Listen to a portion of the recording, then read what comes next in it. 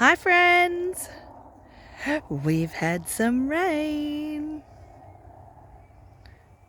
And it's so funny how one little tiny bit of rain just makes such a difference. I just actually cannot believe how quick nature just so repairs itself.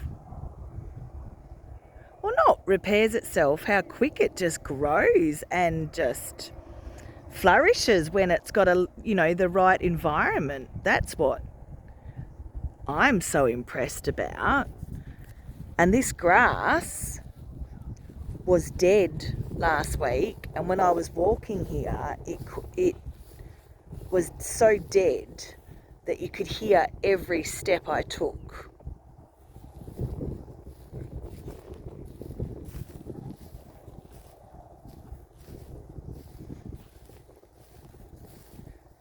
And it's just nowhere near as dry and barren, or dry, as what?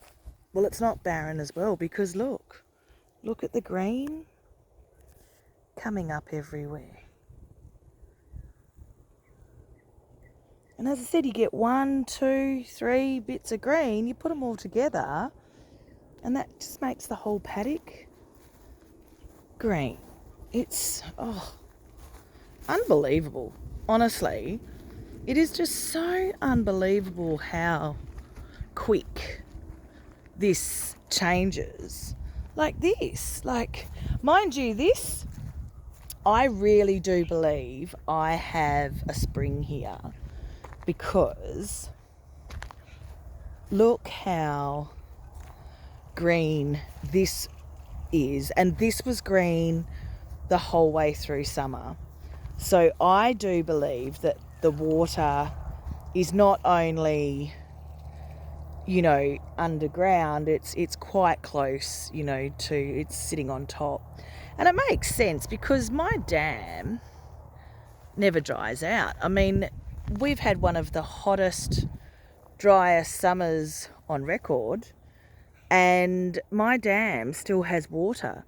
So, and a fair bit of water. Like, I've got a fair few long-necked tortoises in there that, you can't see. So the water's still a few, metres deep. And now it's just going to get bigger and bigger, because they've pretty much forecast rain for the next 4 or 5 days. And as you can see from my land, it doesn't take long for it to, one thing and another thing and another thing and another thing, and then all of a sudden you have a group of things. Well, that's exactly the same as the water. So 1 drop, 2 drops, 10 drops, 1,000 drops, 1,000,000 drops, and then all of a sudden, this baby is going to be full again. Obviously, it takes, a few weeks, because as you can see, look how big. Like, that's a lot of water she's going to hold. But she gets right to the brim.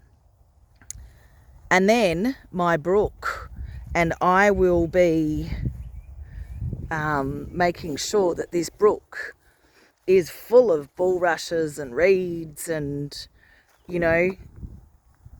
water plants. So that will be a lot fuller than what it's probably been for a few years. And then we're going to open up the gates and the fencing to the brook and do a whole heap of planting there. So that whole bit is going to be so different. I cannot wait. I just cannot wait to see what happens.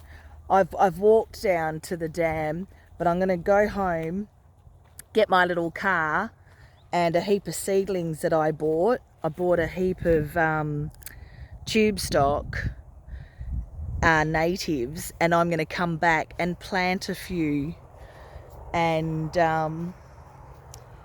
see how they go.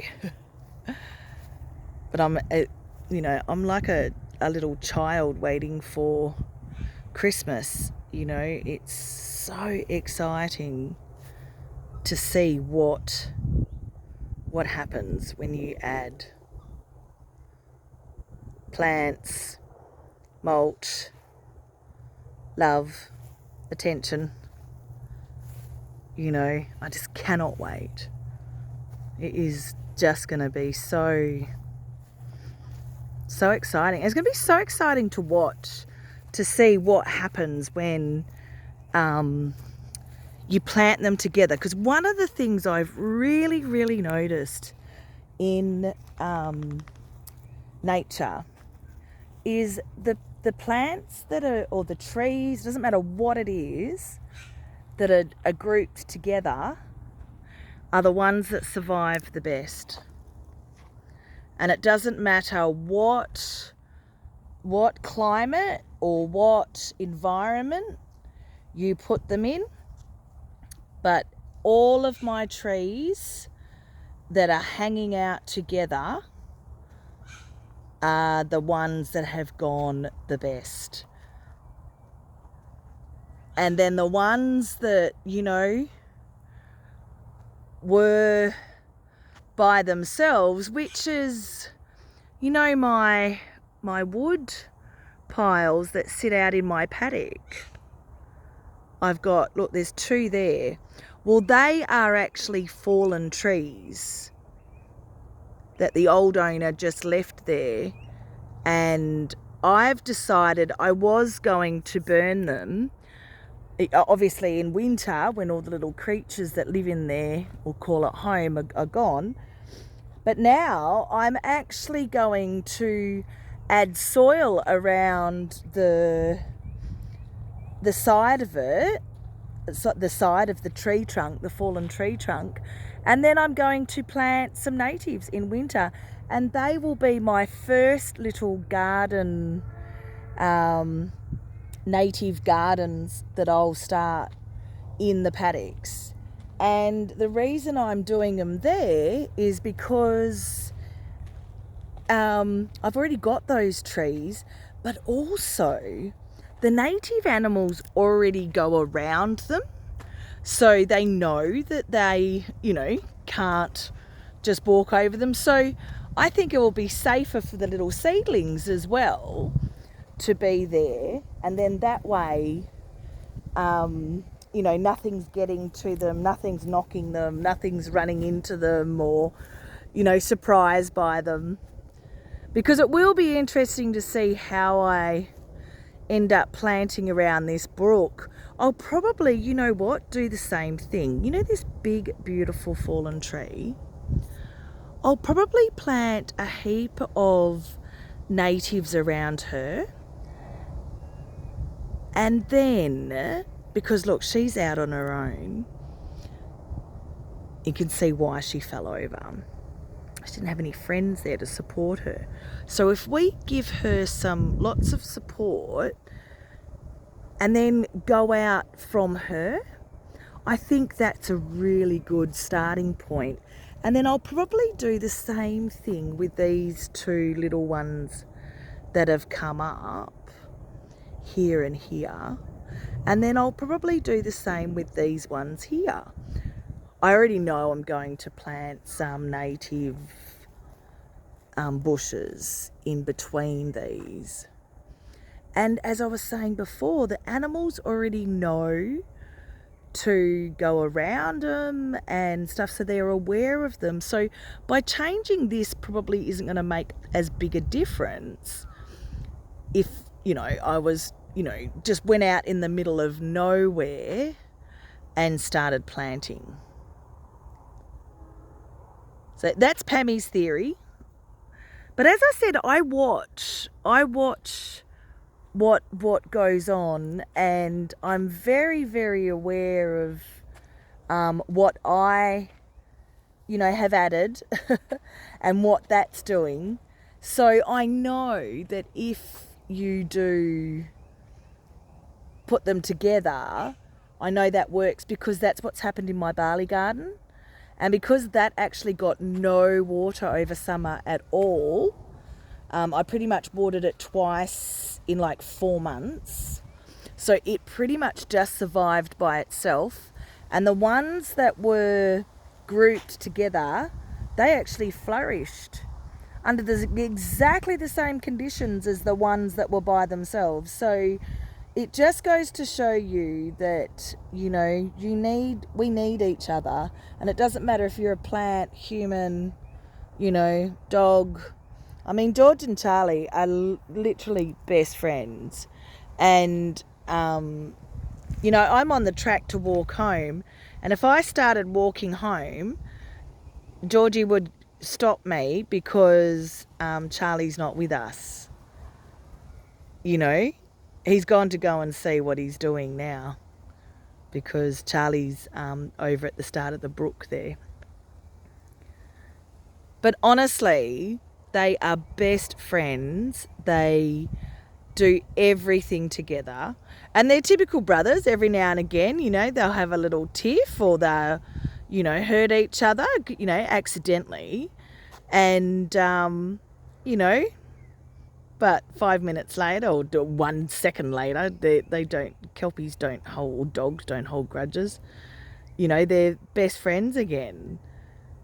But they are honestly, just best pals. And you can see that is just so important. It's the difference, but I always just had one dog.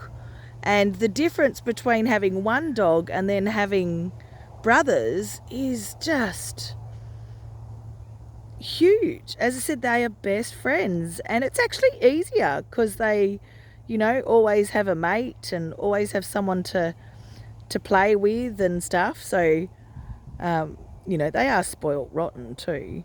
I mean, look where they live. They're doing it pretty good. And they're free. They're free to do what dogs are supposed to do. Run and discover and play. I think we can learn a lot from them. Maybe that's what we should be doing more of. I think we should stop working so much and start playing more. You never know. Might just work out perfect. Well, have a beautiful day enjoying our miraculous nature that just changes right before your very eyes. It is just absolutely magical. And remember, you are too. We're all connected to this. The same heart that is beating that tree's pulse is also beating yours. So we are of the same.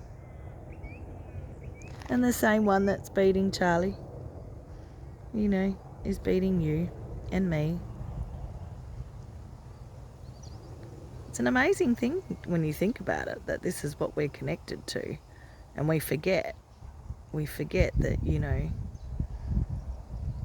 this is an awesome world. It really is. It's a beautiful world. Have a beautiful day in our beautiful world. Bye.